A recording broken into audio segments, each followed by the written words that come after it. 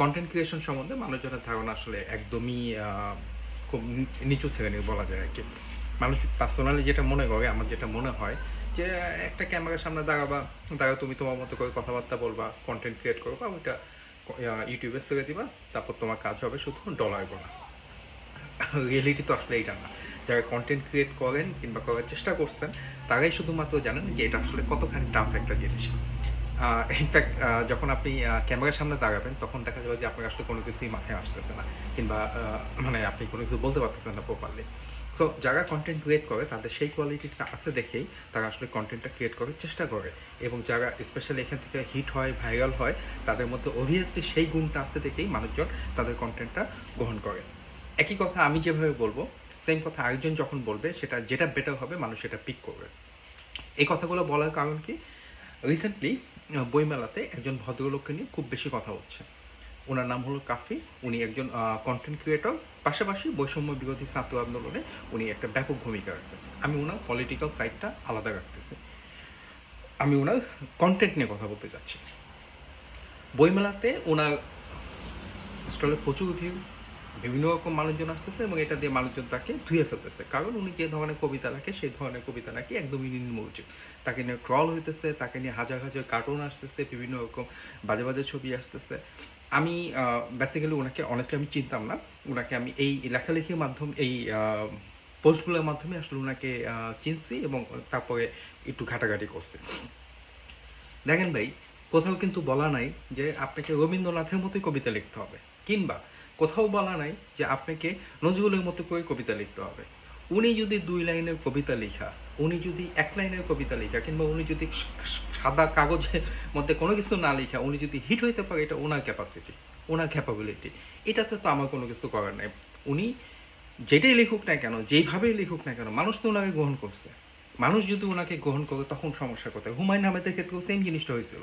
হুমায়ুন আহমেদের এলেবেলে কিংবা কোনো একটা বইতে ছিল, হুমায়ুন আহমেদ যখন লেখালেখি করতেন, তখন একদিন নিউ মার্কেটে ওনার সাথে খুব ফেমাস একজন লেখকের, সাহিত্যিকের কথা হয়েছিল। তখন ওনাকে জিজ্ঞেস করছিল যে কী করতেছেন এখন? তখন সে লিখছে যে বলছে যে আমি এটা লিখতেছি। তখন সে আবার সেই সাহিত্যিক বলছিল যে সাহিত্য কি লিখতেছেন, মানে হুমায়ুন আহমেদ লিখলে সাহিত্য হবে না, উনি লিখলে সাহিত্য হবে, এরকম একটা ব্যাপার আর কি। তা যাই হোক, ঘটনা এখানে থেমে থাকলে তো হয়তো, এটা থামে নাই। এই জিনিসটাকে নিয়ে আসলে অনেক পর্যায়ে চলে গেছে। রিসেন্টলি ওনার বাড়িটা আগুনে পুড়ে দিচ্ছে। কে দিচ্ছে, কীভাবে দিচ্ছে, কখন দিচ্ছে, সেই কথা আমি আলোচনায় আসতে চাই না। বাট এই বাড়িটা যখন আগুনে পুড়ে দেওয়া হয়েছে, তারপরে মানুষজন বলা শুরু করছে সেটা হলো যে উনি যেটা করতেছে সেটা হলো যে অ্যাটেনশন পাওয়ার জন্য উনি গভর্নমেন্টের উপর চাপ ক্রিয়েট করে ওনার নিজের বাড়িটা বিল্ড আপ করার জন্য এই জিনিসটা করছে। ভাই, আমার এটা নিয়ে একটু ডাউট আছে। আর যাই হোক না কেন, একটা মানুষ যতই নিকৃষ্ট হোক না কেন, সে তার নিজের বাড়ি কখনো জ্বালাই দিতে পারে না। কারণ এটা 1 টাকার বাড়ি হোক, 1 কোটি টাকার বাড়ি হোক, এটার সাথে হাজার হাজার লাখ লাখ মেমোরি আছে। তার জন্মের মেমোরি আছে, তার বাবার জন্মের মেমোরি আছে, তার বাবার ক্রিয়েশনের মেমোরি আছে, তার মেমোরি আছে, হাজার হাজার স্মৃতি। সো এবং সে যখন একজন ফেমাস কন্টেন্ট ক্রিয়েটর, এবং সে যখন একজন পলিটিক্যাল পার্সন হইতে যাচ্ছে, সো আমার মনে হয় না ওনাকে বাড়ি পড়ায় দিয়ে সেই বাড়িটা বিল্ড আপ করার জন্য মানে বাড়ি করতে হবে, এবং সে যথেষ্ট পরিমাণ ট্রেন্ডিংয়ের মধ্যেই আছে। সো আমি পার্সোনালি যেটা মনে করি সেটা হলো, এখন আসলে সময় আসছে যে এই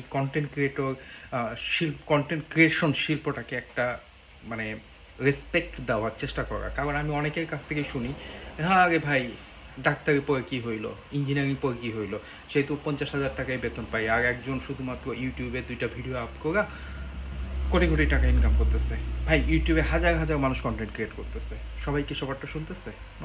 অবভিয়াসলি আপনাকে সেই কোয়ালিটিটা থাকতে হবে, সেই গুণটা থাকতে হবে, এবং আপনাকে অবভিয়াসলি সেই পজিটিভ জিনিসটা দিতে হবে, দেখেই আপনি আসলে থাকতেছেন। এই জন্যই।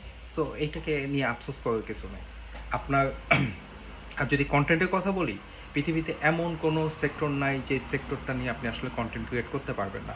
আপনি যদি একজন ডাক্তার হন, আপনি ডাক্তারি টিপস নিয়ে কাজ করতে পারেন, বিভিন্ন রকম ইস্যুস নিয়ে কাজ করতে পারেন, বানান। কিংবা আপনি যদি একজন সাধারণ মানুষ হন, ইভেন একজন রিক্সাওয়ালাও যদি হন, আপনিও কন্টেন্ট ক্রিয়েট করতে পারেন।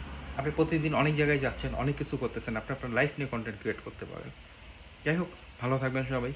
দেখা হবে সামনে কোনো